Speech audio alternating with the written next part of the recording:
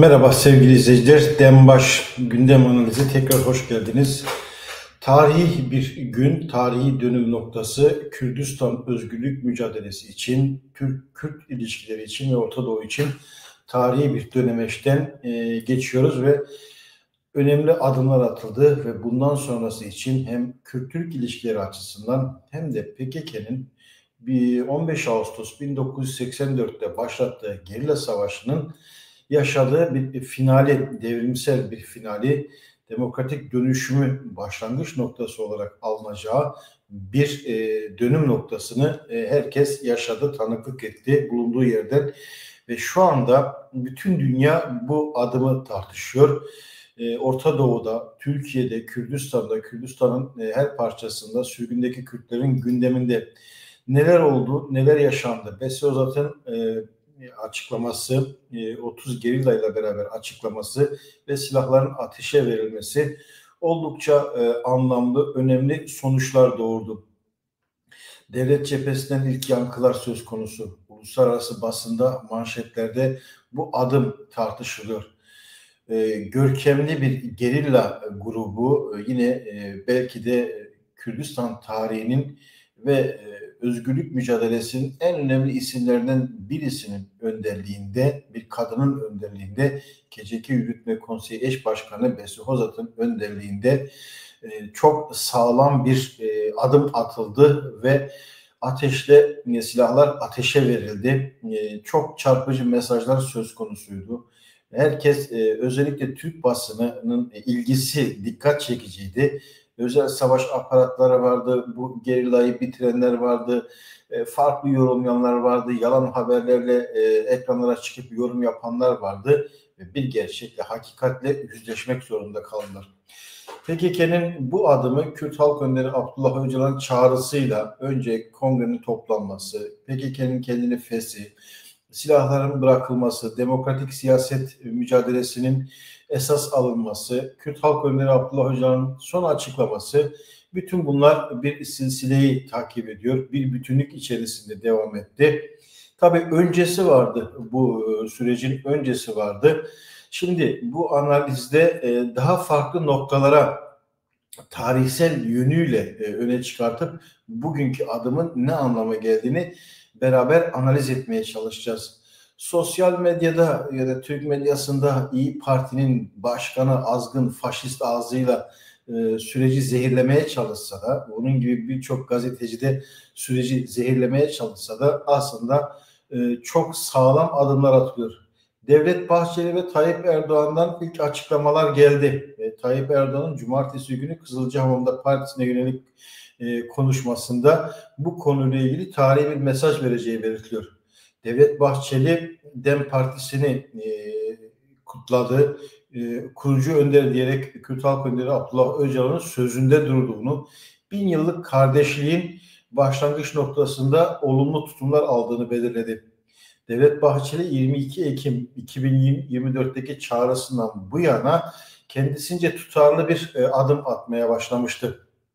Kürt meselesini çözmek istemişti ve ısrarlı tutumu söz konusuydu. Tutarlıydı kendi cephesinden. Türkiye'nin en ırkçı, faşist bir partisiydi ve savaşın direkt tarafıydı. Dolayısıyla Devlet Bahçeli'nin bu sürece girmesi, süreci hatta öncülük etmesi olumlu ve anlamlıydı. Kürt tarafı sürekli bu noktanın altını çizdi. Tayyip Erdoğan'ın gelgitleri söz konusuydu. Daha önceki süreçlerde güven sorunu yaşıyordu Kürtler Tayyip Erdoğan'a karşı. Hala da o ihtiyat durumu söz konusu. Ama Tayyip Erdoğan da son bir hafta 10 gündür yaptığı açıklamalar, DEM Partisi'nin İmralı heyetinin kabulü ve sonrasındaki açıklamalar bu konuda biraz daha olumlu noktaya geldiğini gösteriyor.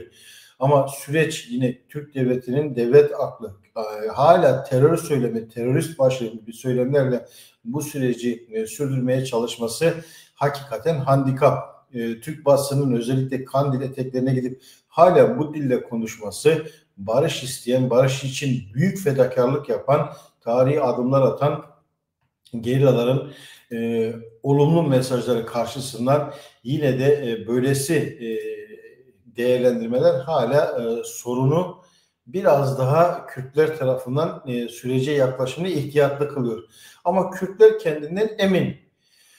Kürt Halk Önderi Abdullah Öcalan PKK'yı nasıl kurduysa ve 50 yıl boyunca, 52 yıl boyunca nasıl ki sırtında taşıdıp öncülük yaptıysa, bütün adımları atarken o tarihsel sorumluluğu hissedip önderlik vasfını yerine getirdiyse ve bu 50 yıl içerisinde Kürt halkının ağır bedeller ödeyip büyük kazanımlarla sonuçlandığı bir mücadele gerçekliği ortaya çıkardıysa, bundan sonra da en başta analizimizin en temel cümlesini söyleyelim.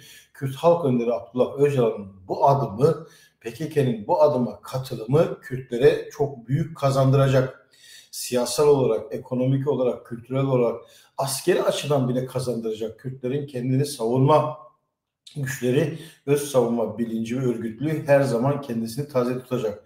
Bu konuyla ilgili kimsenin kuşkusu olmasın. Tabii ki süreci temel olarak belirleyecek olan özellik örgütlü mücadele, demokratik siyaset zemininde örgütlü mücadele, ideolojik mücadele, politik mücadele, askeri mücadelenin önüne geçti. Ve bu mücadele sürekli PKK'nın aslında Kürt Halk Önderi Abdullah Öcalan'ın temel felsefesiydi. Stratejik olarak politik örgütlenme, ideolojik mücadele PKK için esastı. Askeri mücadele talihdi ama zora karşı, sömürgeci devletin zoruna karşı devrimci zoru kullanmak, işte Kürdistan Devrim Manifestosu'nda, Kürdistan Devriminin Yolu adlı kitabında buna dikkat çekmişti. Bu fotoğraf karesi oldukça anlamlı. Kürt Halk Önderi Abdullah Öcalan öncülüğünde. Öncelikle Kürt basınının bu gün gerçekleştirdiği performans oldukça önemli. Törenin dikkatli Kürdistan dağlarında savaş koşullarında oluşturulan bu temsil, bu tören oldukça Kürtlerin aslında ne kadar örgütlü ve kendine güvenli de ifade ediyor. Askeri disiplin içerisinde genç kadınlar ve erkekler, PKK'nın çok deneyimli kadrolara, KCK Yürütme Konseyi'nin eş başkanı, feshedilen PKK'nın merkez komite üyeleri bu törende hazırdı. Ve çözüm için, barış için, halklara umut olmak için gerilla yine çok büyük bir fedakarlık yaptı ve o fedakarlığı attığı bu adımlarla kendisini ortaya koydu. Ve silahların yakılması meselesi, aslında daha önceki programlarda da belirttik. Bunun tarihsel kökeni var. Bu onurlu bir duruşun sembolü ve savaşın bitmesi, silahların yakılması meselesi, demokratik değişim ve dönüşüm sürecine katılımın hangi esaslar üzerinden olduğunu gösteriyor. Bir teslimiyet değil, yeni bir başlangıç ve bu başlangıca halk desteğini alarak halk için, yine Kürdistan'ın özgürlüğü için mücadele zemini farklı bir noktaya ulaşacak. Bütün gelişmeler bu yönlü. Herkes kendisine göre yorumlar yapıyor, anlamlar inşa ediyor. Ama gerçek olan bir durum var ki, hakikat olan bir durum var ki, bu silahların ateşe verilmesi, imha edilmesi gerilla tarafından sembolik değeri olmasının ötesinde tarihsel bir gerçekliğe, günümüz ve gelecek kurgusunda önemli bir hakikate işaret ediyor. Kürt Halk Önderi Abdullah Öcalan bir grup arkadaşıyla, yoksul Kürt köylüsü ve Türkiye'li devrimci arkadaşlarıyla Ankara'da bu yürüyüşü başlatmıştı. Hemen belirtelim, mevcut durumu şu anda belirttiğim gibi herkes farklı yönleriyle ele alıp tartışıyor, konuşuyor. Ama Besri Hozat'ın o tarihi mesajları dünya gündeminde baş sırada. Özellikle dünya basınında bütün Fransız radyosu Irak'ta düzenlenen bir törene PKK'li savaşçılar silahsızlanma süreci başlattı başlığıyla duyurdu. PKK'nın 40 yıllık silahlı mücadelesine vurgu yapılıyor. KCK Yürütme Konseyi Besri Hozat'ın törendeki açıklamalarına yer veriyor ve şu sözleri öne çıkarıyor. Bunun barış ve özgürlük getireceğini umuyoruz. Halkımızın barışçıl, özgür, adil ve demokratik yaşama her zamankinden daha fazla ihtiyacı var. Öcalan'ın öncülük ettiği sürece vurgu yapıyor. Le Monde, 40 yıllık savaşın bitirilmesi amaçlanıyor ve PKK 40 bin insanın hayatına mal olan çatışmayı sonlandırmayı hedeflediğini gösteriyor. Yine Öcalan'ın Le Monde Kürt tarafının sürecin ilerlemesi için Öcalan'ın özgürlüğünü talep ettiğini belirtiyor. Lübnan merkezli Le Orient Jour gazetesi töreni yine manşetten veriyor. PKK tarihi ve demokratik operasyonu selamladı başlığıyla. El Cezire, Reuters, New York Times barışa doğru önemli adım, silahsızlama açısından tarihi adım başlıklarıyla duyurdular. Bütün bu mesele bütün bu mesele dünya, Orta Doğu, Kürdistan medyasında elbette ki müthiş bir şekilde karşılandı. Kürtler dünya basınının öne çıkardığı haberlerden en özü şu: bölgesel dengeleri değiştirecek tarihi bir adım tanımlaması yapılıyor. Yani dünya bu meseleye, PKK'nın attığı bu adımla bölgesel dengeleri değiştirecek tarihi adım. Tabii ki bunun birçok yönü var. Birçok yönüyle de tartışılacak. Bu su götürmez bir gerçek. Ama biz bu programda Tayyip Erdoğan'ın açıklaması var, Devlet Bahçeli'nin açıklaması var. Olumlu karşıladılar. Tayyip Erdoğan, Devlet Bahçeli birbirlerine bu sürecin daha da fazla başarıya ulaşması için çaba sahibi olacağını gösterdiler. Muhalefet cephesinden, CHP'den de, Özgür Özel'den de olumlu destek söz konusu. Ama bazı ırkçı milliyetçilerin hala bu süreçle ilgili tartışmalarında değişik noktalar var. Ve özellikle Besi Hozat'ın yaptığı açıklama, Besi Hozat'ın karizmatik liderliği, öncülük etmesi, törene öncülük etmesi, verdiği mesajlar hiç kimsenin gözünden kaçmadı. Dolayısıyla bu süreç içerisinde bu tarihi mesajların dünya gündemine gelmesinde etkili bir isimdi Besi Hozat. Silahlarımızı özgür irademizle imha ediyoruz açıklaması dikkat çekici. Koymak için bir açıklama yapmaya geldik. Huzurunuzda açıklamamızı yapıyoruz. Em serbangere berapu hatın videre daxuyani xo bidin. Em anha jibo nizikati xo Diyarbakır daxuyani didin. Halkımıza ve kamuoyuna demokratik değişim ve dönüşüm sürecine ivme kazandırmak üzere oluşan Barış ve Demokratik Toplum grubu olarak burada bulunan ve tarihi demokratik eylemimize tanıklık eden herkesi saygıyla selamlıyoruz. Kürt varlığına yönelik inkar ve imha amaçlı saldırılara karşı savaşmak amacıyla farklı tarihlerde PKK'ya katılmış ve silah kuşanıp farklı bölgelerde mücadele etmiş biz kadın ve erkek özgürlük savaşçıları bugün buraya Kürt Halk Önderi Abdullah Öcalan'ın 19 Haziran 2025 günü açıklamasında dile getirdiği çağrıya cevap olarak gelmiş bulunmaktayız. Gelişimiz aynı zamanda Önder Abdullah Öcalan'ın 27 Şubat 2025 günü açıkladığı Barış ve Demokratik Toplum çağrısı 5-7 Mayıs günlerinde yapılan PKK 12. Kongre kararları temelindedir. Barış ve demokratik toplum sürecinin pratik başarısı için bir iyi niyet ve kararlılık adımı olarak ve bundan sonra özgürlük, demokrasi ve sosyalizm mücadelemizi demokratik siyaset ve hukuk yöntemiyle yürütmek amacıyla ve demokratik entegrasyon yasalarının çıkarılması temelinde sizlerin huzurunda silahlarımızı özgür irademizle imha ediyoruz. Evet, bu açıklama, bu sözler oldukça önemli, tarihsel boyutu var demiştik ve şu anda bütün sosyal medyada tartışılıyor, konuşuluyor. Herkes son dakika verdi, kendince sonuçlar çıkarmaya çalışıyor. Ama en önemli nokta bundan sonraki süreçte ne olacak? Demokratik entegrasyon adımlarından, yasalarından bahsetti Besi Hozat. İşte o yasalar nedir, ne gibi sonuçlar olacak? Onları önümüzdeki süreçte özellikle hükümet cephesinden atılacak adımlarla yorumlamaya çalışacağız, anlamaya çalışacağız. Ama gelin bakın sizi tarihsel bir yolculuğa, kısa bir yolculuğa çıkartalım. Serhab'ın gazetesi, PKK'nın, Kürt Özgürlük Hareketi'nin aslında hafızası sayılan bu yayın organı kesintisiz bir şekilde 1982'den 2025 yılına kadar kesintisiz devam etti. Ve Serhab'ın ilk 1982'deki ilk sayısında PKK'nın ilanı, daha sonra cezaevi süreçleri, operasyonlar, yaşanan Kürdistan özgürlük mücadelesinde yaşanan bütün dönemleri bir bütün olarak tanık olabiliriz. İsteyenler internette açıp okuyabilir ve bütün meseleleri bütün yönleriyle ele alan, ideolojik, politik değerlendiren bir süreçten bahsediyoruz. İşte Kemal Pirler, Mehmet Hayri Durmuşlar, Kara Sungurlar ve bütün dörtler ki Temmuz ayı içerisindeyiz. 14 Temmuz Büyük Ölüm Orucu direnişi o sürecin en önemli özelliklerinden bir tanesiydi.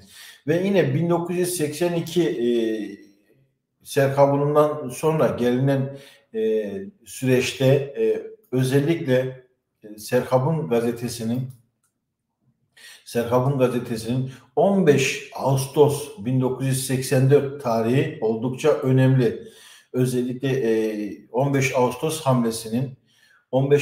hamlesinin başladığı o süreç içerisinde birinci yıl dönümü mesela 1985'teki işte bu sayı 15 Ağustos devrimci atılımının birinci yıl dönümü halkımıza kutlu olsun. Sömürgeci Türk faşistleri niçin susuyor şeklinde başlıklar var. Şanlı 15 Ağustos atılımının birinci yıl dönümünde durum değerlendirmesi yaptılar ve bu sürecin önümüzdeki yıllara damgasını vuracağının tarih bilinciyle hareket ettiler ve Kürt özgürlük mücadelesi 40 yılı aşkındır gerilla mücadelesiyle ve daha sonraki süreçlerde gerilla mücadelesi demokratik çözüm süreçleriyle ve değişik ateşkeslerle sürekli bir çözüm endeksliydi. Tarihin en önemli dönüm noktalarını Kürtler büyük bedeller ödeyerek işte 14 Temmuz 1982 ölüm orucu, Dörtlerin direnişi, 15 Ağustos 1984 gerilla atılımı, Ereneke'nin kuruluşu, RGK'nin kuruluşu, yani Kürdistan Halk Ordusu RGK'ydi. HPG'den önce RGK'ydi. Daha önce Halk Savunma Güçleri, Kürdistan Halk Savunma Güçleri şeklindeydi. Apoculardı, bir avuçtular. Çapulcu denildi, baldırı çıplak denildi, yoksul köylü hareketi denildi. Ama sosyalizme esas alarak Öcalan'ın liderliğinde ve PKK'nın kurucu kadroları Kemal Pir, Haki Karer, Ali Haydar Kaytan, Rıza Altun, Mustafa Karasu, Duran Kalkan, Cemil Bayık ve onlarca Sakine Cansız, onlarcası bugüne kadar gelen mücadelesini kesintisiz sürdüren kurucu önderleri de dahil olmak üzere çok ağır bedeller ödediler. Ama bugün gelinen noktada yine dünyada temel gündem noktası ve dünya basını bu hakkı teslim ediyor. Orta Doğu'da, dünyada bölgesel dengeleri değiştirecek bir adım olarak bahsediliyor. Reuters, Kürtler için entegrasyon baskısı, Suriye'deki Kürtler için entegrasyon baskısı artacak diyor. BBC, etkileri 4 ülkede hissedilecek diyor. PKK'nın Süleymaniye'deki töreni Türkiye ile çatışmayı bitirme yönünde büyük bir adım olarak tanımlarken, örgütün silahsızlanmanın sadece Türkiye'de değil, Irak, Suriye ve İran'da da derin etkiler yaratacağını vurguluyor. BBC sürecin Ankara'daki siyasi boyuta da odaklanarak mecliste kurulacak komisyonun önemine dikkat çekiyor. Fransız 24 PKK için önemli bir kurtarıcı hamle olarak bahsediyor. New York Times Erdoğan'ın da bu konuda başarılı olduğunu belirtiyor.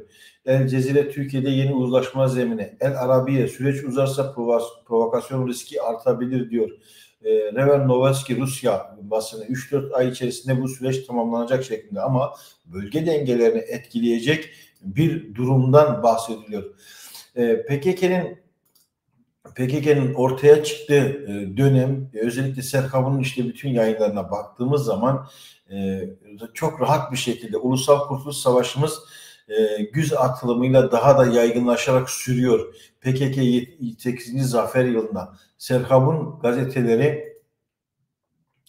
gazeteleri bütün bunlarla dolu ve gerilla özellikle Kürdistan mücadelesinde çok büyük emekler, bedeller ödedi, çok büyük değerler ortaya çıkardı. On binlerce şehidi söz konusu. Ama Kürdistan dağlarını, Kürdistan mücadelesini hiçbir zaman boş bırakmadılar. Dolayısıyla bir bütün olarak gerillasız Kürdistan'ı düşünmek gerçekten zor.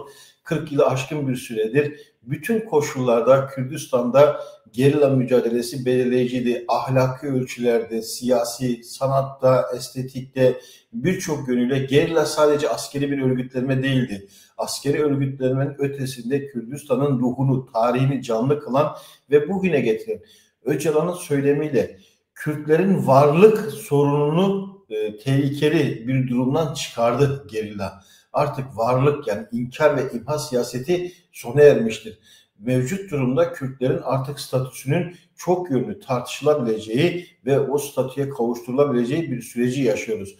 Dolayısıyla bütün bunları bir bütünlük içerisinde ele alıp değerlendirmek, bu tarihsel background'la günümüz durumunu, konjonktürünü doğru değerlendirmek ve bunun gelecek kurgusunu. İşte o nedenle Öcalan'ın 7 dakikalık konuşmasında dikkat çekici cümle şuydu: Kürdistan devriminin yolu manifestosu, Kürdistan devriminin yolu manifestosunun 50. yılında tazelenmesi, yenilenmesi konusunda bir vurguda bulunmuştu. Ve Öcalan, o vurgu neydi? İşte o vurgu aslında bu Kürdistan devriminin yolu manifestonun yeniden güncellenmesiydi. Dolayısıyla bu meseleyi işte bu bütünlük içerisinde ele aldığımızda atılan adımları daha doğru noktada, daha doğru zeminde değerlendirebiliriz. Biz bakmayın, bugün, yarın bu bütün hala şu anda Türk milliyetçi, ırkçı, faşistleri, savaştan rant edinenler, kendisini savaş içerisinden geçimini sağlayanlar, CHP içerisinde kümelenmiş Kemalist statikocu, Kürt inkarcılığını Yılmaz Özdil gibi, işte Ersan Şen gibi anayasa profesörü olmuş ama bir halta yaramayan, bütün televizyonlarda avazı çıktığı bağıran, hayvanların ölçüsünü bir düşüren, yani hayvanlarla herhangi bir bağlantı kuramayız. Bu tür durumlarda Kürt karşıtlığını, Kürt düşmanlığını her pozisyonda öne çıkartan, İyi Parti'nin ne üdüğü belirsiz başkanı, Zafer Partisi'nin başkanı Ümit Özdağ ve benzerleri sürekli savaş ve çatışmadan kendisine siyasal rant, ekonomik rant sağlayanların bu savaşın devamı için süreci provoke eden, sabote eden yaklaşımları, yine bazı kendilerine Kürdüm diyen, çürük kafalı, değişik, kronik PKK ve Öcalan düşmanlığı yapan, PKK silahlı mücadele yaparsa da aynı eleştiri yapan, silahlı mücadele yerine demokratik siyaset mücadelesini esas alırsa da aynı söylemlerle eleştirmeye çalışan kesimlerin, onları bir tarafa bırakın. Doğru olan, sürecin riskleri yok mu? Var. Sürecin riskleri Türk devletinin doğru bir şekilde adım atmaması bu süreci zora sokabilir. Ama öte yandan Kürtlerin bir irade beyanı var. Kürtlerin bir tarihsel geçmişi söz konusu. Bu meseleyle ilgili Kürtler sürekli kendilerini yenileyen bir durumda. Gerilla neyi ortaya çıkardı? Gerilla bu halk gerçekliğini ortaya çıkardı. Gerilla nevrozlaşan halkı ortaya çıkardı. Büyük değerler yarattı. Kültür alanında, siyaset alanında, ekonomi alanında, spor alanında, bütün her alanda Kürtleri doğru bir noktaya, Kürt kadınını özgürlük mücadelesinde öncü konuma getirdi. Kürt gençliğini varoşlarda, metropollerde tortulaşmış, kimliksizleşmiş bir yapı içerisinden çıkardı, irade sahibi yaptı. Bir bütün olarak halk gerçekliğini, belki de PKK tarihinin özetlenebilecek en önemli gerçeği, hakikati şu sözde gizli, şu sloganda: PKK halktır, halk burada sloganı bütün zamanların en önemli söylemi olarak kayda geçmesi gerekiyor. Çünkü gerçekten bir halk hareketine dönüşmüş, halkı yenilmez kılan bir hareket haline gelmişti. Bütün baskılara rağmen, bütün katliamlara rağmen, imha politikalarına rağmen bu halk gerçekliği asla işte geri adım atmadı. Belediye başkanları, gerillalar, kadınlar, gençler zindanlara tıkıldı, bodrumlarda yakıldı, bombalandı ama bundan vazgeçmedi. Böylesi bir halk gerçekliğini ortaya çıkardı ve bu halk gerçekliği bugün Orta Doğu'da Kürtleri, sadece Orta Doğu'da değil, dünyada belki de en onurlu, en direngen, en örgütlü bir hale getirdi. Müzakereler işte nasıl başlayacak, nasıl olacak kaygıları, işte Kürt Halk Önderi Abdullah Öcalan 26 yıllık tecrit direnişinden sonra ortaya büyük bir açılımla çıktı. Bu halk desteğini kendisi bizzat yaratmıştı. Öncülük ettiği hareket böylesi bir halk gerçekliğini ortaya çıkardı. Bunun bilincinde olmak gerekiyor. Bunu es geçerek bu tabloyu, bu gerçekliği, bu gerillayı, bu halk gerçekliğini, bu mücadele bilincini bir tarafa bırakıp şu anki gelişmeleri ucuz söylemlerle değerlendirmek hakikati hafife almak demektir. Tarihe, ödenen bedellere haksızlık etmek demektir. Daha farklı sonuçlanabilir miydi? Birleşik Bağımsız Kürdistan gerçekliği kendisini hayata geçirebilir miydi? Aslında fiili olarak, de facto olarak Kürtler Kürdistan'ın 4 parçasını ruhsal olarak birleştirdiler. Bütün Kürtler bilirler. Doğu Kürdistan'dan bir Dersimli'nin, bir Adıyamanlı'nın, Samsunlu'nun ne kadar haberi vardı? Ve asimilasyon 1980'lere 90'lara geldiğinde hangi boyutlara varmıştı? PKK'nın çıkışı Kürt kimliğini hangi noktalarda öne çıkardı ve şu anda inkar ve imha siyasetinin nasıl sonuçlandığını hepimiz görüyoruz. Savaşın bir tarafı devletin bir aklını, Devlet Bahçeli, diğer aklını Tayyip Erdoğan ya da Özgür Özel, CHP zihniyeti temsil ediyorsa ortada şöyle bir gerçeklik var. Kürtler yenilmedi, Kürtler diz çökmedi, Kürtler direne direne, mücadele ede bir kazanım ortaya çıkardılar. Ve Kürt Halk Önderi Abdullah Öcalan bu kazanımları işte demokratik siyaset zemininde somutlandırmak istiyor. Daha da kalıcı kılmak istiyor. En önemlisi de insanlar ölmeden, hiç kimsenin burnu kanamadan demokratik siyaset mücadelesiyle Kürdistan'ın özgür ve eşit koşullarının sağlanabileceği bir siyaset zeminine çıkartılmış durumda. Dolayısıyla bütün bunları, bütün bu gerçekliği her yönüyle ele almakta fayda var. Kürdistan mücadelesinin en önemli özelliği Öcalan'ın varlığıydı.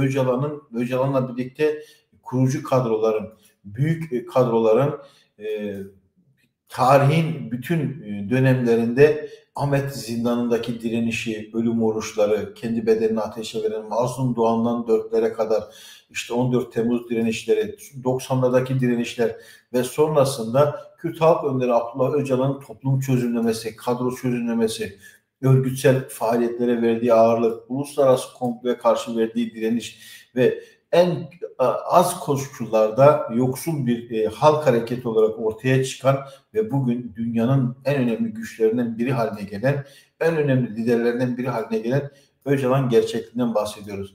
Bu gerçeklik bugün kendisini işte Kürdistan dağlarında tekrar yenilmez kıldı. Yeni bir başlangıca gidebilecek bir sürecin önünü açtı. Gerilla mücadelesini başlatırken Öcalan Kürtler üzerindeki imha siyasetinin sona erdirilmesini istiyordu. İşte bütün bu tarihsel dönemleri bütünlüklü ele alıp incelemek, irdelemek isteyenler için Serkav'ın arşivi, Özgür Politika'nın arşivi, Özgür Gündem'in arşivi, Fırat Haber Ajansı'nın arşivi, bütün bunlarla dolu. Dolayısıyla meseleye sadece dar boyutuyla bakmak farklı sonuçlar, yanılgılı sonuçlar doğurur. Herkes tartışacak. Yarın gazetelerde, Türk gazetelerinde manşetler atacak. Televizyon programlarında, YouTube programlarında o kadar çok büyük tartışmalar söz konusu ki. Ama bir hakikat var ki o hakikat gerillanın, Öcalan'ın önderliğinde başlayan ve gerillanın bugün yaptığı açıklama daha değişik bir sürece evrildi ve önümüzdeki dönemde bu sürecin daha da gelişeceğini rahatlıkla söyleyebiliriz. Sürecin önündeki engeller yok mu? Engeller var, fazlasıyla var. Ama Kürdistan mücadele tarihi gösteriyor ki size geride 1982'de başlayan Serkav'ın yıl manşetlerine baktığımızda o kadar siyah beyazdan nasıl renkli hale geldi aslında teknik olarak farklı olsa da Kürt mücadelesinin geldiği aşamayı da gösteriyor. 1982 yılında PKK 1. konferansının yapıldığı başlığıyla çıkmıştı Serkav'ın. 1987'lere geldiğinde partimiz ve halkımız 1987 yılında Ulusal Direniş Savaşı'nı daha da yükseltecektir şeklinde ve 1988, 89, 1989 her yıldan daha fazla partimizin önderindeki halkımızın olacaktır. Öcalan'ın temel başlıklar o dönem böyle şekilleniyordu. 93 yılı Kürdistan'ın olacak. Ya kazanacağız ya kazanacağız. 1994'teki başlık manşeti bu Serkabu'nun. Güneş ülkesinin fethine yöneliyoruz. On binlerce gerilaya sahipti. 1996 ufkumuz devrim zaferidir. Büyük çözüm finali. Aslında 1997 hakikaten büyük çözüm finaliydi. O dönem bazı görüşmeler de söz konusuydu. 98'de herhangi bir yürüyüş değil, halk iktidarına yürüyüştür. PKK her şeyden önce bir sıçrama hareketidir. 1999'da bu sayı oldukça önemli. Roma'daki bu konuşma oldukça önemli. Kürt Halk Önderi Abdullah Öcalan'ın bu meselesi. Ve bakın 1999'daki Serkabu'nun manşetine bakalım. O dönem ne söyleniyor? Halklarımız için gerekli yeni ve toplumsal sözleşmedir diyor. PKK gerçekliğini bu minvalde ele almış Öcalan. 1999 kıyasıya geçen bir yıldı ve gerilla son sözünü söylememişti başlığı dikkatimizi çekiyor. Asrın davasında Öcalan'la Başkan Apo'yla bütünleşelim 1999 ve önderliksiz yaşam, zafersiz Kürdistan olmaz. Bütün bu 26 yıl önce, 30 yıl önceki manşetler, başlıklar, ortaya konulan bütün görüşler bugün kendisini gösteriyor. Ve en önemlisi de işte 99'daki Serkabu'nun sayısından bir tanesi manşeti. PKK her şeyden önce bir sıçrama hareketidir. Apocu hareket bir sıçrama hareketidir. Bütün bu minvalde bütünlükte ele aldığımız zaman PKK'nin her hamlesi büyük toplumsal sıçramalara yol açıyor. Bunu rahatlıkla söyleyebiliriz. 1999 Serkabu'nu böyleydi. Ama diğer Serkabunlara baktığımız zaman, diğer Serkabun sayılarına baktığımız 1999'dan sonraki sayılara baktığımız zaman sürekli Kürtlerin topyekün saldırıya karşı topyekün direniş, Kürtler demokrasinin motor gücüdür. Öcalan'ın çözümlemesi ve 30. yılını kutluyor. Özellikle Kürt halkının özgürlüğü tasfiye politikasını boşa çıkarmakla geçmektedir diyor. Özgür Kürt'ün çözümü İmralı çözümüdür. Tarihe nam salacak bir direniş sergileyeceğiz. 2008'deki Özgürlüğün Sesi 26 yaşında Serkabu'nunla ilgili ve Be Serok Janla ve belki bütün dönemin özetleyen sloganlardan bir tanesi. PKK halktır, halk burada. Be Serok Janla ve önderliksiz yaşam olmaz. Ve daha sonraki süreçlerde değişim dönüşüm süreçleri özgür ve demokratik yaşam direniş ile kazanılacaktır. Daha Kobani kahramanlık süreci 2015 yılı ve sonrasındaki dönemlerde PKK'ya yönelik saldırılar ve bunları boşa çıkartan yaklaşımları yine PKK 2000'li yılların ortalarından günümüze kadar getirdi ve bugün işte ideolojik ve örgütsel mücadele özgürleştirir. 2025 yılındaki başlıklar böyle ve insanlık Serkabu'nun ilk sayısıyla son sayısı arasındaki tutarlılık sosyalizm, insanlıkta ısrar, sosyalizmde ısrardır. Kürt Halk Önderi Abdullah Öcalan'ın çok önemli. Besyohuzat'ın da bugünkü açıklamasında sosyalizm vurgusu vardı. PKK'nın 12. Kongresinde de bu vardı. Dolayısıyla bütün bu süreci bu tarihsel bilgiler, belgeler ışığında bir tutarlılık içerisinde olduğunu rahatlıkla söyleyebiliriz. PKK'nın söylemleri, programı, manifestosu, askeri taktikleri, siyasi hamleleri ve stratejik demokratik çözüm çabaları bütün bunların toplamından bu sonuçlar aslında sürpriz değil. Burada sorun olan kısım devletin samimi ve dürüst olması.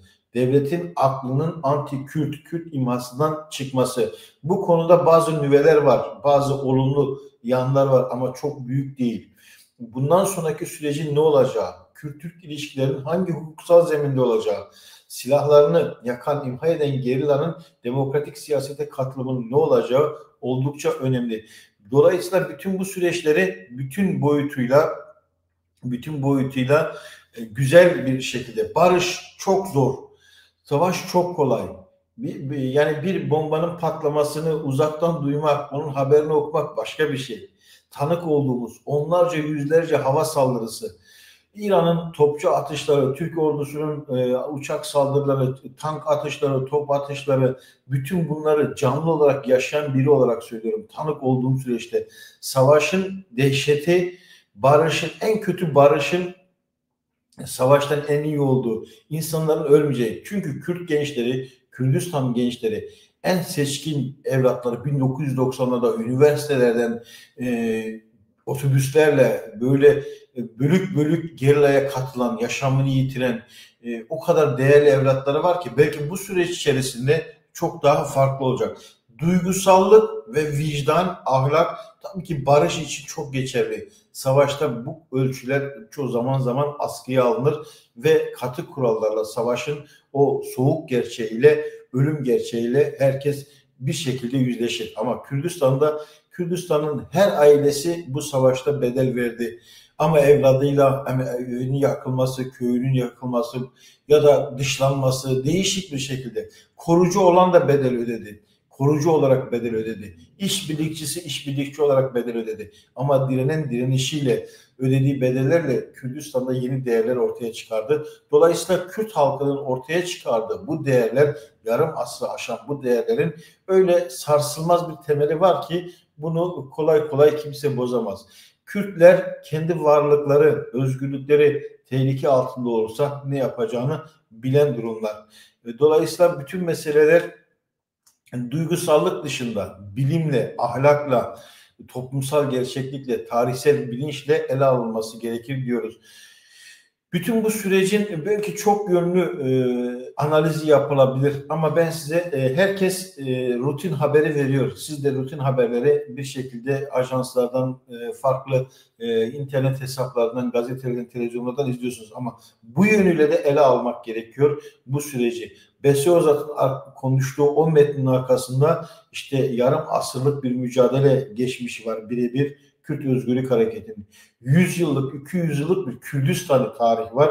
Besi Özat onun bilincinde ve Besi Özat belki de son dönemlerin Kürdistan özgürlük mücadelesinin ortaya çıkardığı en önemli askeri komutanlardan, siyasi ve ideolojik öncülüğü olan, entelektüel derinliği olan çok önemli bir isim ve bu süreçte üstlendiği misyon, oynadığı tarihi rolle önümüzdeki sürece damgasını olacak. Belki de yasal koşullar olursa işte Besi Özat'ı Türkiye'de siyaset sahnesinde çok da etkili bir konumda göreceğiz. Ve Kürt kadının öncülüğünde Kürdistan devrimi farklı bir noktaya geliyor.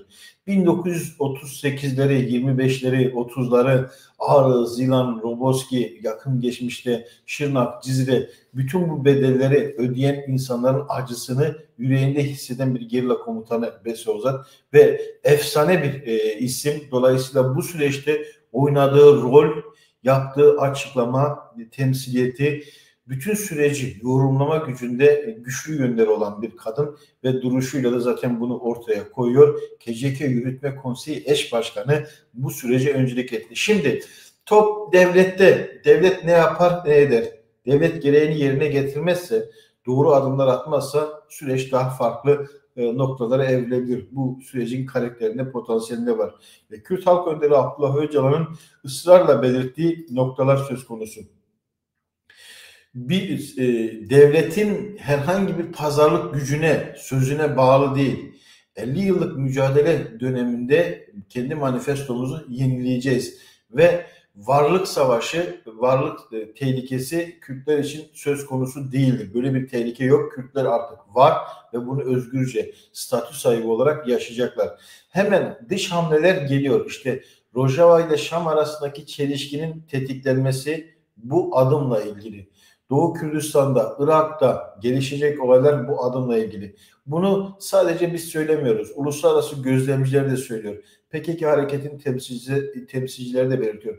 Türkiye bu sorunu doğru çözemezse tarihin karanlık noktalarında yer alacak. Ama Kürtlerle bu sorunu doğru çözerse hakikaten Kürt-Türk kardeşliği, Kürt-Arap kardeşliği, Kürt-Fars kardeşliği bölge halkları içinde önemli bir örnek teşkil edecek ve belki de asıl sonuçlarını o zaman göreceğiz. Türkiye'de ezbere siyaset yapanlar, CHP'nin aklıyla, AKP'nin tortulaşmış aklıyla, işte bir dönemin efsanesi olan Fahrettin Altun bir günde kızağa alınabiliyor. İşte Muharrem İnce oradan oraya gidebiliyor. Kemal Kılıçdaroğlu, Özgür Özel, İmamoğlu ve benzeri Tayyip Erdoğan etrafındakiler doğru yaklaşmazlarsa bu süreçte baş aşağı gidecekler. Ama Kürtler şunu ortaya koydu. Bir, tarihsel olarak haklı oldukları bir hareketin verdikleri mücadeleyle önemli bir aşamaya getirdiler. Bütün dünyanın saygısını kazandılar. PKK asla terörist bir örgüt olmadığını yeterli bir şekilde ortaya koymuş durumda. Devletin artık bundan vazgeçmesi gerekiyor. Türk devletinin bu söyleminden.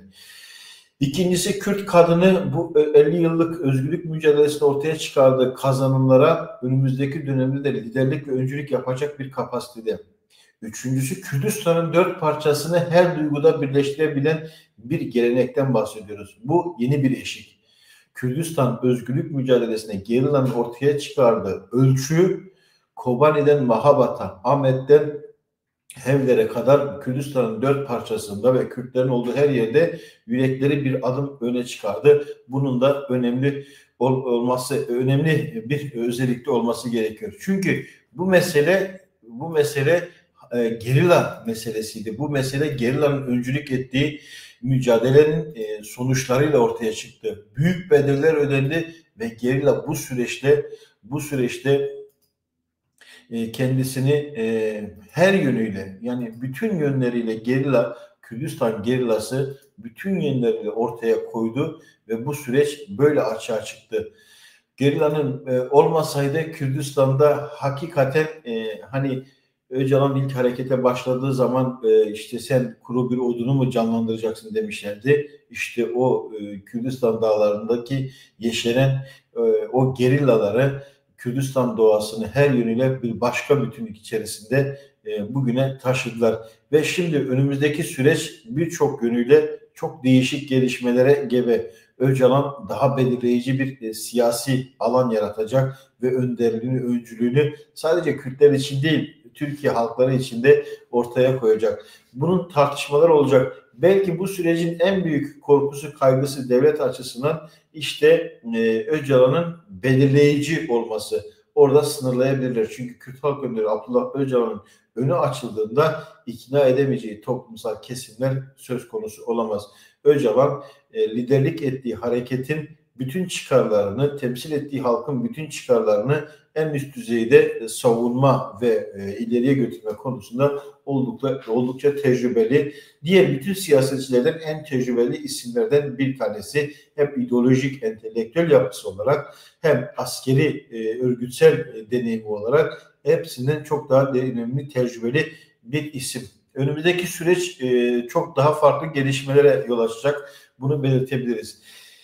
İzlediğiniz için teşekkür ederim. Abone olursanız yine yayınlarımız engelleniyor. Daha fazla izlenmesin diye sürekli bir kısıtlama geliyor. Destek olursanız iyi olur. Daha özgür günlerde ve daha önemli süreçlerde tekrar buluşuncaya dek hoşça kalın diyorum. İzlediğiniz için çok teşekkür ederim. Destekleriniz için teşekkür ederim, yorumlarınız için. Tekrar buluşuncaya dek hoşça kalın diyorum.